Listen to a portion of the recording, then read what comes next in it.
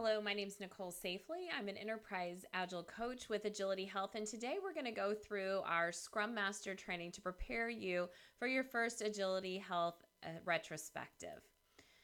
In our class today, we will help you to understand your role as a Scrum Master and the activities that need to be completed before, during, and after the AgilityHealth retrospective. We'll go through a demonstration of AgilityHealth. Again, those roles and responsibilities, and then we'll talk about the action items that you as the team admin will need to perform, how you can manage the growth items, and finally, how you can leverage the growth portal so that your teams get the most value out of their strategic retrospective. So what is AgilityHealth? AgilityHealth is the world's leading measurement and continuous improvement platform for organizations who want to accelerate their business agility journey and achieve business outcomes. And we do that in three significant ways. Number one, we're going to help you to measure where your teams, your enterprise is at with regards to our agile maturity. But measurement alone won't get us there, right? So we need to provide a platform that will allow your teams to grow. And we do that in two ways. Number one, after taking the assessment, self-assessing, then they will go into what we call a strategic retrospective, and they'll create a growth plan with items that they intend to accomplish over the next period. Maybe it's for team health, it would be for the next quarter. Then we would come back, reassess, see if we've moved the needle. The other piece of growth comes in the form of our growth portal. We have actually curated content from some 70 coaches across the industry, bringing together recommendations, resources, videos, things that can help your teams understand what they can do to move the needle in maturity. And then finally, accelerating that growth. Again, coming back to the growth portal, your teams will likely experience tremendous growth and find solutions that work. We want to supply those solutions back into the growth portal so that you can leverage those throughout your organization and accelerate your agile maturity. And with that acceleration, we are able to become a learning organization. I want to give you a quick demo of AgilityHealth. Before I do, let me just talk about the structure and really what we are looking to assess. You can see here that we are going to measure the teams in 5 different dimensions: foundation, clarity, performance, leadership, and culture. Of course, our assessment wouldn't be complete if we didn't look at our agile practices, which fall under that foundational dimension. But if we look at clarity, we know there are other things besides just doing agile that actually contribute to our success, our high performance, and the ability to deliver the right product in the right time at the right quality. And it starts with clarity. Do our teams have clarity to the vision and purpose, the goals and outcomes, our short, medium, and long-term roadmaps, as well as understanding the expectations among everyone's role on the team? And then we also look at this notion of generalizing specialists. That's that T-shaped person who is a specialist in an area but can cross function right throughout the team, which helps us to streamline our flow of value delivery. I am going to skip over performance for just a second and jump to leadership. You can see here that we're going to actually evaluate 4 different roles within your teams: the team facilitator, the technical or solution lead, our product owner, and our agile manager. For all of these roles, we want to take a look at their leadership style. Are they more command and control, or are they moving towards a servant leadership model and mindset? For our team facilitator, we really need them to be an effective facilitator and relentless in removing impediments for the team. With our solution lead, we know it's critical that our teams have someone who's carrying the vision of our technical architecture. Is that person, what is their technical expertise? Are they able to spend time in coaching and mentoring the other technicians on their team so that we are maintaining that architectural vision and, just having a healthy system that will take us into the future? Then we look at the product owner. Twofold here with outside of their leadership style is really what is their engagement with the team, right? We need our product owner to be that daily active owner of the product. They have the product vision, they're setting priority, and maintaining a well-defined backlog which gives clarity for our teams as far as what they should be delivering. And then from our Agile manager perspective, of course, their leadership style, but now they've transitioned from being responsible for delivery into developing people and process improvement. So we want to see how well we're doing in that role. Underlying all of this is culture. And you guys, culture can make or break any Agile transformation. We just really want to hone in on these key dimensions, and we're going to look at the team's ability to hold themselves and others accountable. We'll look at the environment for creativity and innovation. What does trust and respect look like on your team? How well do you collaborate both inside and outside of your team?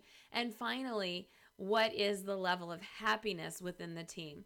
Sometimes that seems a little far-flung, I would say, in asking, a happiness factor. But we know that happiness of our team members, of our individuals, directly correlates to the quality of product that we're able to deliver into the market in so many ways. So I point out those 4 dimensions and would say that these are the areas where we're going to collect qualitative data from the team members and get the voice of the team with regards to our capabilities in each of these dimensions. The performance dimension, however, is based on quantitative data. You can see the measurements there. We're actually going to ask our Scrum Master, our product owner, to bring in some metrics around predictable velocity, time to market, value delivered, quality, and our response to change. And this is just going to help us have a view of the impact of how well we're doing in these other dimensions. So we'll measure those. And then you can see in the confidence subdimension there are 3 roles: product owner, team, and stakeholder. Each of those roles will get a question that says, what is your level of confidence in the team's ability to deliver? And then our product owner and our stakeholder will each get an NPS score, a Net Promoter Score question, which is how likely are you to recommend this team to your colleagues? So let's dive in. Now that you have the overview of the radar, I want to just quickly show you the live radar and give you a demo of our platform. Here you're seeing our AgilityHealth radar at the highest level summary view. This KTLO team actually did this as their 3rd assessment, I believe. And you can see that we, again, are looking at those 5 dimensions. And at a glance, because of our crawl, walk, run, fly maturity level on a scale of 1 to 10, your team members and yourself will be assessing the team. Obviously, the 1s are going to be closer into the circle, and as we grow out in maturity to the 10s, you can see that represented here. This is the average of the team's answers, and just at a glance, you can see, well, hey, we might need to take a look at planning and perhaps vision. Those are a little bit lower, as well as our Agile manager role. Maybe there's some items in there that we'd like to improve on. I can click here in the middle and I get a more detailed view. And now you're seeing still the summary in the middle. This innermost circle are what we would consider the sub-dimensions within each of the outer larger dimensions around the outside. And then the headers here are basically all of the capabilities, the competencies, if you will, that we would like to see the team self-assess on. So there'll be 1 or multiple questions in each of these areas, give you an idea of what that looks like. And of course, at any moment when you come back into the platform, even after taking the assessment, you can see what the question was that the team was asked. You'll notice our crawl, walk, run, fly maturity level here, as well as the average response for the team. Above that, when we get into the growth, we can begin to create growth plan items. So assume that the team said, you know what, vision and purpose is not where we'd like it to be. We'd like to create a growth plan item and work on that in the next quarter to improve that score. I can click right here on the leaf. It's going to pull up a modal box where I can easily enter our growth plan item. We'll go into how to create good growth plan items in just a second, but just want to point out here, you're going to give it a title. You're able to set the priority. So how impactful is it going to be to actually take action in this area? And then the category. There's Basically 4 different types. We're seeing 3 here, but 4 different types of growth items. An individual growth item might be something along the lines of like where we were looking at the roles under leadership. Perhaps we have a new Scrum Master or team facilitator that the team identifies would be well served to get a professional certification training. A professional facilitation training. So we might call that out as an individual growth item, something that we can affect one person, one or multiple. They're going to go and take that class, and that would serve as the achievement of the growth item. The team items are those things that the team themselves can control. They don't need, there aren't dependencies. They don't need leadership help to affect it. They are the items they're going to commit to executing on in the next quarter. And then we would see organizational or sometimes enterprise growth items. Those are those things that we actually do have dependencies between one or multiple teams, and perhaps we need leadership's help. It could be an impediment. Maybe we need a new platform, whatever the case may be, it's outside of the locus of the individual team. When we call those things out as organizational growth items, they then bubble up to a backlog specifically designed for our organizational growth leadership team. And that leadership team will work through those organizational growth items just as your teams will their individual and team growth plan items. And then at the end of the quarter or at some point in between, the demonstration by the leadership team of resolution in those growth items will occur as well. You can notice here that we can tag what competency our growth plan item will actually tag to. So the assumption is if I implement X growth plan item, that I should see an increase in vision and purpose. And it is possible to select multiple competencies that you would be targeting.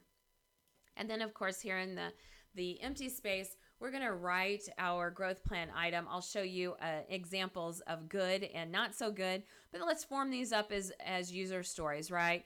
As I want, so that, and let's give some acceptance criteria. This is just really going to help us to define this backlog just as we do our work items to understand, what are we trying to do? What impact do we think it's going to have? And how will we know when we're done? Okay, so we'll form those up in just a minute. The other thing I would point out from this pop-up, which is amazing, goes again into our growth. Say your team doesn't know exactly what they should do to improve vision and purpose and having everyone aligned to that. I can click on the growth portal, and for each of those competencies in the radar, there will be a growth portal page for that.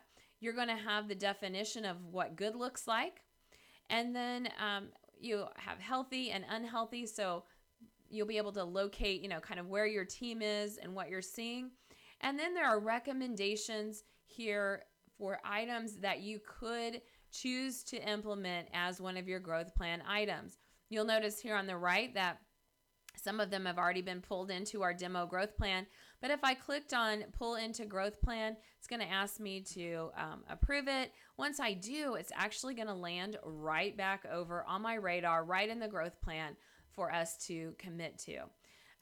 And we can show that here in just one second. It should actually, you can see here, connect planning and demo activities to the vision. So we were able to pull that directly from the growth plan. All right, so the other thing I would point out to you in the demo here is our detail view. You can see that on the radar, we've got this detail view. Each of the answers for your team members are represented by the black dots. The red dots are the average answer along with that line. All of the answers given through the assessment are anonymous, and we really take great measures to protect the anonymity of the individuals and of the team so that this is actually used as a continuous improvement platform, again, not for reward or punishment. So just know that those answers are anonymous. You'll see here also the gray shading. So not only are we documenting what the answers are on that scale of 1 to 10, we're also going to take a look at the consensus among the team. If I looked at this as an example in product owner backlog management, most all of our answers fell within 1 degree, between 70 and 80%. And so I would say that we have high consensus. on that answer. Contrast that to workspace, and we had someone who was at a 10, someone who was at a 4. You can see the shading area is larger, just indicating that we were not necessarily aligned in our answer. There can be a couple of reasons for that. It's neither good nor bad. It really is just an invitation for a conversation, and you'll see that pointed out here in our analytics. If I point you to the left or the rightmost boxes here, we're going to pull out our highest and lowest consensus areas. That simply is referring to that gray shading. We're also going to pull out the top and lowest 5 competencies. And a lot of people, I'll just tell you, will jump right into this blue box and look for the things that we're doing poorly and think that's where we need to create all of our growth plan items. Although that would be helpful and is a great place to start, I want you to remember that sometimes maximizing our strengths is actually better than and more impactful than choosing our biggest weakness. So just know that this is here for your information, but we definitely want the conversation to be around what's going to be most impactful, what can we commit to, and what's the highest priority for us to tackle first as far as improvement. The other side of our assessment, which I think is where the real meat is and is very powerful for our retrospective discussion, is that for each section, each dimension that you're answering questions in on that 1 to 10 scale, you'll also be given the ability to add textual comments. And I would, as a Scrum Master, please encourage your teams to be open and honest. Take the time to fill this out, because as we go into those growth plan discussions, we'll want to have kind of the meat behind the numbers, and that's what really this serves as. You'll notice that this one piece of information is highlighted. Reason being, this was actually a textual comment that came from one of the stakeholders. So just know if we have more than one stakeholder, their answers here, their textual comments will be highlighted. We do that because our stakeholder is generally not involved in the retrospective activity. And so when you go in to have those conversations, we don't want to sit around and talking about, well, who mentioned, the team's greatly improved on their ability, XYZ, right? And that person's not in the room. So it's just for visibility as far as outside versus inside people and giving us that feedback. You'll also notice that at the end of the assessment, there will be 3 questions that are completely free form. What are your team's strengths? What are your growth opportunities? And what impediments do you see? Again, encourage you and your team to take the time to fill these out, because it really does give us the context on which we can build an impactful growth plan. At the end of the assessment, so the assessment generally takes about 50 to 60 minutes for everyone to get through the questions. And then we will come back and have a 2-hour retrospective, going through, analyzing the radar, and creating the growth plan. You saw how we were able to import that one growth plan item automatically, but you can also manually add the items that you would like to accomplish in the next quarter. Simply by clicking on Add New Item, you're going to get that same modal that we discussed earlier. Once you save it, it will go directly into the growth plan. You'll notice here that we have both a grid view and a Kanban view. This just allows you a nice interface to maintain the status of your growth plan items throughout the quarter and make sure that we're not losing sight of that. A lot of teams will choose to use the platform here to manage these growth items. It's also possible for you to export those out, to integrate them with Jira, version 1, etc. The important thing is that this does not just sit in the computer, that this becomes actionable by your teams, and it's in the place where they're actually managing their work. The worst thing that we can do is ask people to spend this 3 hours each quarter going through this exercise, and then we don't actually take action. All right, so let's jump back into our presentation here, and we'll kind of get through what your actual role is as a Scrum Master. Now, likely you and your teams will be coming to this in one of 2 ways and mindsets. One could be a fixed mindset, right? We're doing the best we can. We don't really have any time for growth. We're just focused on getting the work done. Or we need to shift. And this is where we're going to get the most improvement, is understanding that we can continually improve and grow in our way of working. Whether you've been doing this for 10 minutes or 10 years, at 10 years, you should still be inspecting and adapting and looking for growth areas. And that is possible to continue to get better in how we work. The key here is to make time and space for intentional growth. And that's exactly what this Agility Health Strategic Retrospective is designed to do for you and for your teams. You can see here, we're just pointing out the alignment and the fact that Agility Health really drives organizational growth. It enables the continuous improvement at every level of the organization. If you look here on the right-hand side, you'll see we're going to have team growth items, we'll have organizational growth items, and perhaps even things that need to be done at that enterprise level. We also want to pay attention to alignment and this focus on outcomes versus outputs, making sure that our team goals, our team deliveries are aligned to our business outcomes and that we're measuring to those outcomes. If you want teams to align and achieve outcomes, you're going to need to hear the voice of the team and remove obstacles. And that is directly from our founder, Sally Alada. The process here, as I mentioned, it's about a 2.5 to 3 hour exercise once a quarter. I often, the first time people hear that, they're a little hesitant to maybe spend that time. But more frequently than not, when we get to the end of the 2-hour retrospective session and we've had the conversation about a growth plan, teams are like, wow, we could talk about this forever. So know that it's an investment. It is creating that intentional time and space for growth that will pay in spades as you implement those growth plan items. So the strategic retro really is aiming to help the teams reflect on their last quarter or release and improve to the next one. It'll be facilitated by an Agility Health facilitator whom you'll partner with to get through these activities, get it set up correctly, and then follow up. Team members will come and complete the survey on their phone or on their laptop during the first part of the session. And then, like I said, we'll go into that strategic retrospective discussion and have some real conversations based on the analysis of the radar and the team's textual responses. And then finally, we will build that action plan for growth, which will serve the team and their leaders to be able to see where we're going and what we're going to do over the next quarter. As far as the jobs to be done and the roles that are played here with Agility Health, I'll start off with you as a Scrum Master, right?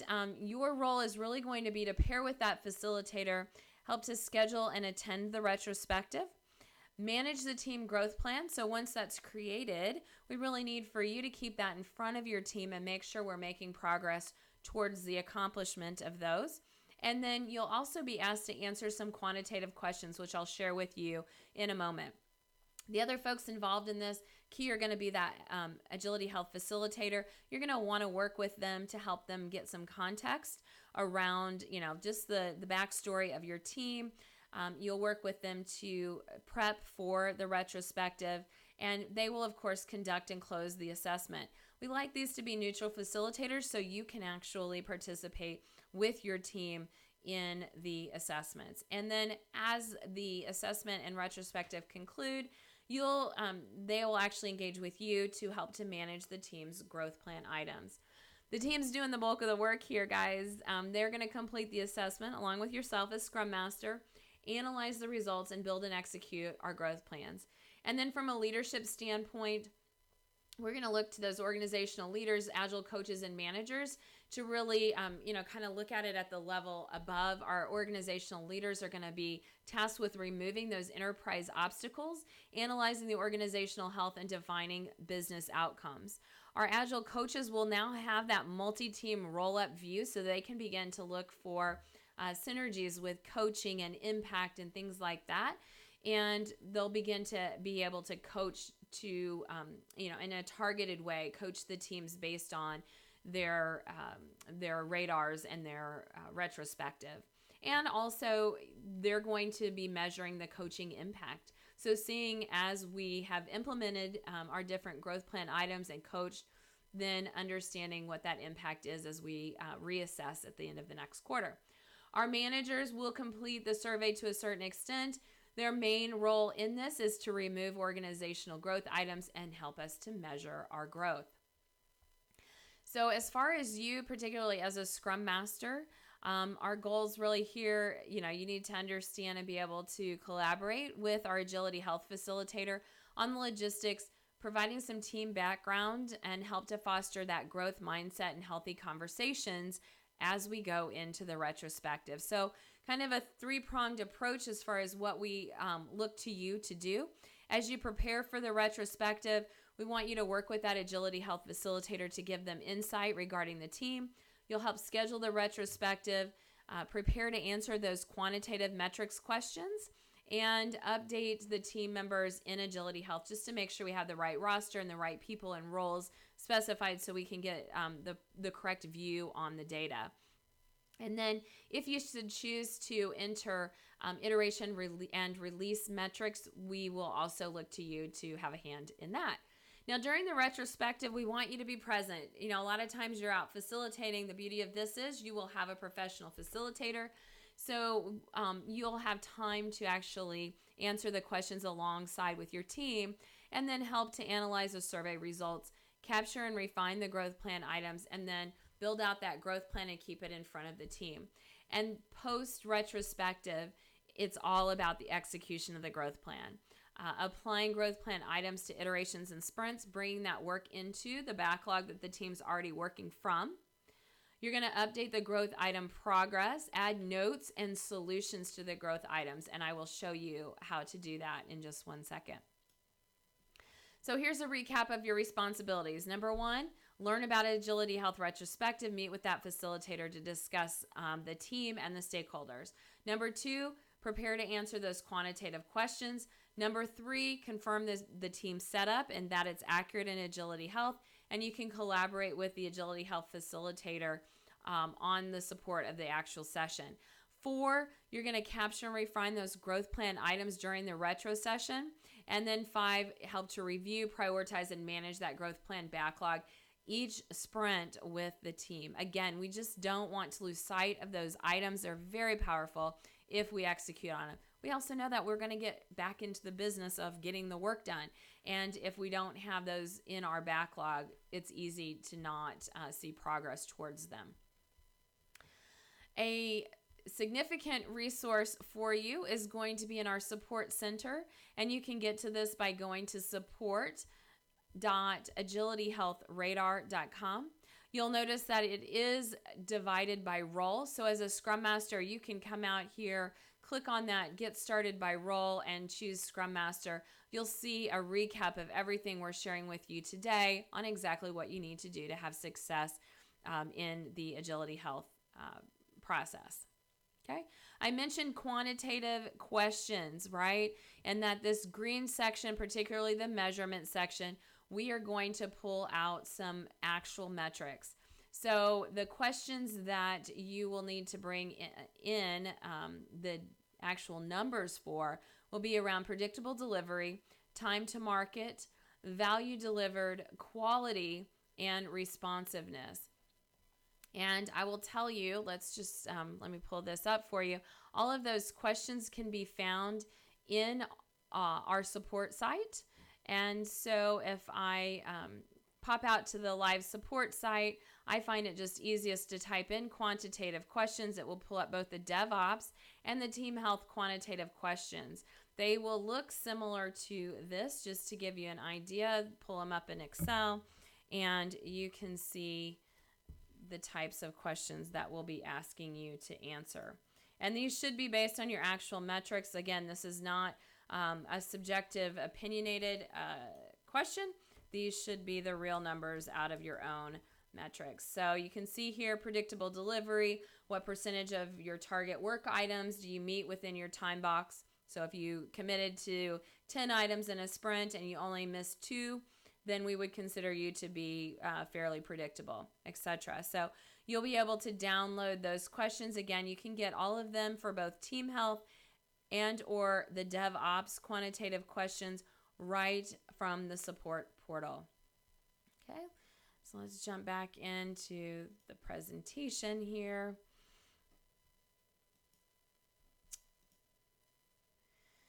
The other area that not everyone is going to get the question is in these performance confidence questions. Again, the product owner, the stakeholder, and the team will be asked the one question: how confident are you in the team's ability to deliver? And then our product owner and stakeholder will each get the question for the Net Promoter Score. How likely am I to recommend this team to my peers? Okay, so you will see all of that, and we actually send out the stakeholder survey ahead of time because they won't necessarily participate in your retrospective, but we want to have that feedback as we do our debrief and come up with our growth plan items. Okay, as I mentioned, you can get the specific DevOps and Team Health Radar questions right on our support site. This is just an example of the growth plan. As we form that up, I showed you in the live platform that we can have either the grid view or the Kanban view and can manage that growth here as well. When we're creating growth plan items, we absolutely want them to look like good stories. They should be specific, measurable, achievable, realistic, and time-bound. And you can see here that we form the story just like we do in our backlog. We're defining who's doing it, what we need to do, and why we need to do it, and then defining what our acceptance criteria are so that we know what the definition of done would be. Now, here's an example of some good and a not so good growth item. All right. In the first one, it's very vague. We need better stories in order to deliver. You can see in the good one, however, that we're defining absolutely what we want. We want to conduct backlog grooming. Why? So we can improve the quality of our stories. And why do we want to do that? Because we ultimately want to deliver higher value and quality without churn. How will I know that we're finished with this growth plan item? And I've got my acceptance criteria here, right? We're going to do backlog grooming 1 time a week. We'll have backlog grooming ceremonies that have the right people in them to be able to groom. And the stories will conform to our definition of ready when they're pulled into the sprint backlog. So presumably, if we do those 3 things, we will have achieved our improvement in our competency. You saw the team growth portal. Again, each of those competencies in the radar will be accompanied by a growth portal page with all of those recommendations, videos, and resources available to you. The support site is going to be your friend. This is available 24/7. So if you have any questions, including what those quantitative questions will be that you need to answer during the retrospective, please feel free, go out to support.agilityhealthradar.com. You will land on the home page, and you can just choose Getting Started by Role. Choose yourself as the Scrum Master, and again, you'll receive all of this information. That is the conclusion of our training for today. If you have any questions, you are welcome to send them to support@agilityhealthradar.com, and we will get those answered for you just as quickly as we can. Again, the support site is probably your best bet, as well as your Agility Health facilitators on site to work with you. All right, thanks for your time and attention, and I look forward to your great results with the Agility Health Retrospective.